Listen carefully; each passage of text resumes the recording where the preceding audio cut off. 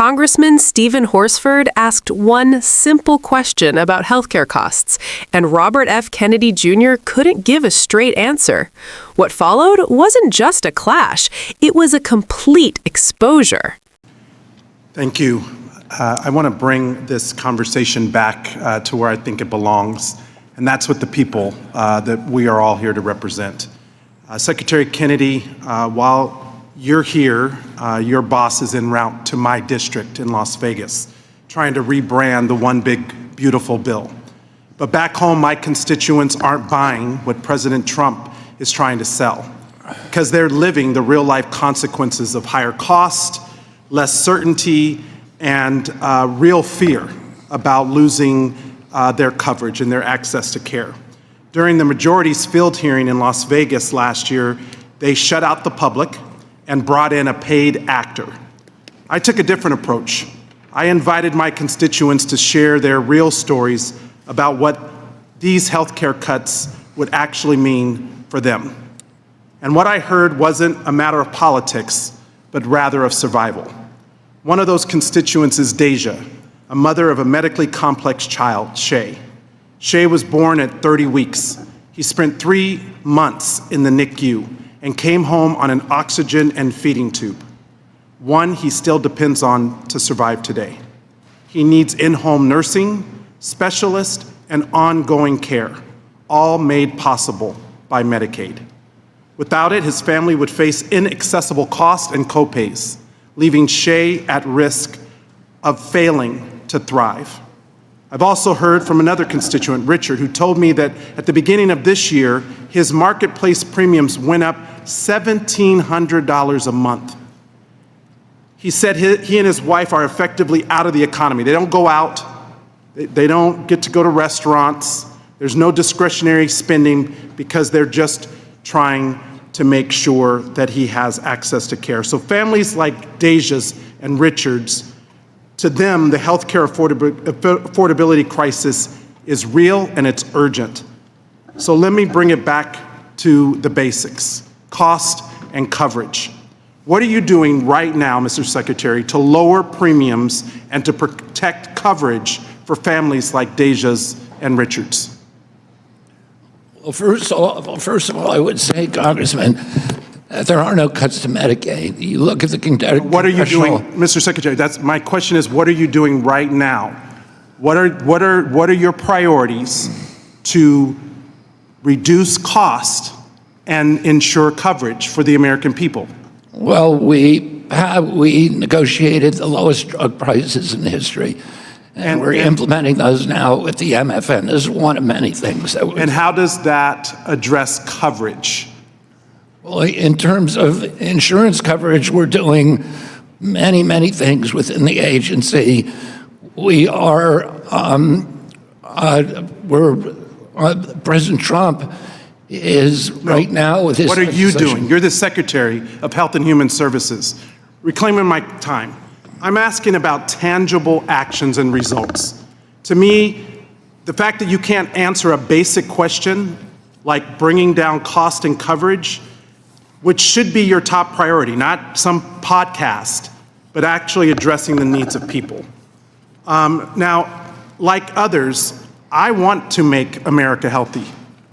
I agree with the goal of moving from a sick care system to a true health care system focused on prevention.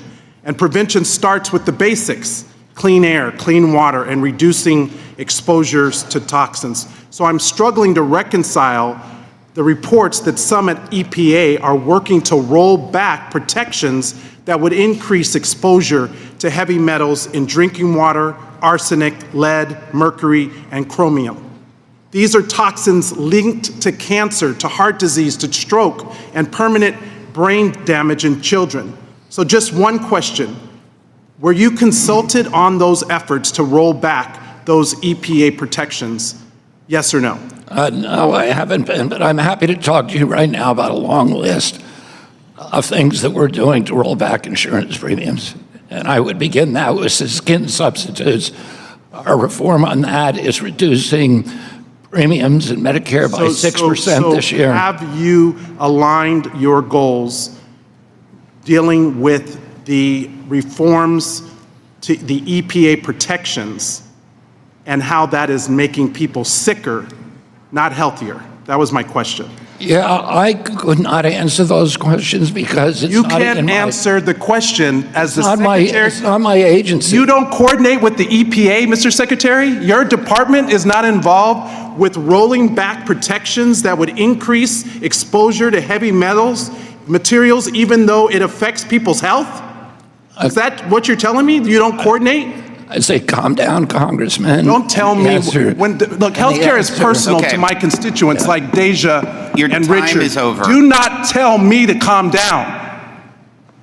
Healthcare is real. And if you can't answer basic questions, then maybe come prepared next time. I'm answering the question. You don't give me the chance to answer. You haven't given me a chance to answer. Said you I'm happy didn't. to answer your you question. Said you and weren't. You cut me off when I started to answer. You said you started screaming not at consult. me. Okay, the with time has EPA. expired. We're going to move on. Mr. People Yacob. scream when they don't have much to say. You obviously don't have anything to say because you can't even uphold what it is you're Say it. doing to Mr. reduce Horsford, cost your and 2 minutes coverage. over. Give me a chance to answer the question.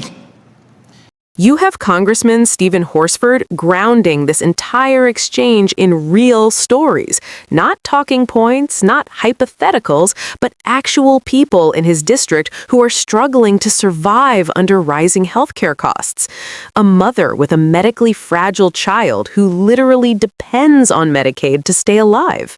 A family whose insurance premiums have skyrocketed so high, they've effectively been pushed out of normal life. These are not abstract policy debates. These are survival-level issues. When Horsford asks a direct, basic question, what are you doing right now to lower costs and protect coverage? It should be the easiest thing for a Health and Human Services Secretary to answer. That is the core of the job. Not messaging, not deflection, not broad ideological statements, but concrete actions that people can feel in their daily lives. And instead of getting that clarity, what we see is hesitation, redirection, and an inability to deliver a focused response.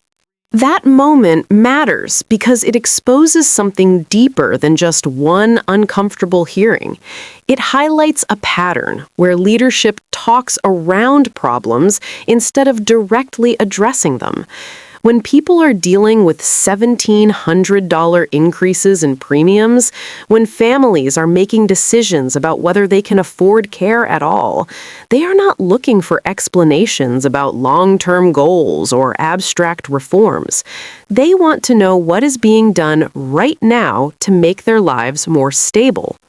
If you want more breakdowns like this that go beyond the noise and actually explain what these political moments mean for real people, make sure to like, share, and subscribe to Blue Voice, because understanding the truth behind these exchanges is how we hold power accountable and move the conversation forward.